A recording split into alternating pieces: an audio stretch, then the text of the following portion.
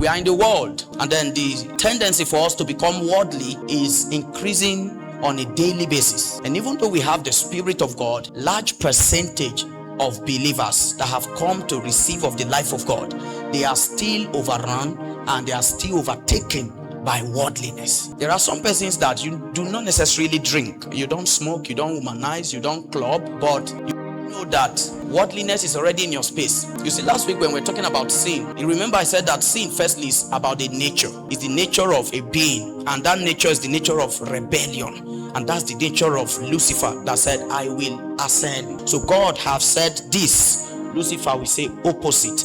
So like his name from the scripture, the adversary, it means opposer.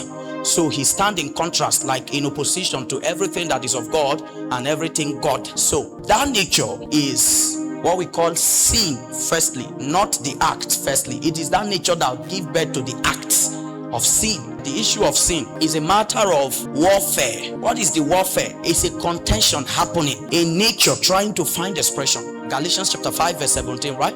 Said that the nature of sin is always in constant contention with that of the spirit, so that you find it difficult to do the will of God. So we see that there are two natures that always will be trying to find expression in the life of a believer. And then because it is a warfare, this warfare is leading to a place. What is this place? Worship. It is worship that this nature is trying to derive from the life of anybody at all. Because Romans chapter 6:16 said, know ye not, whosoever ye yield your body.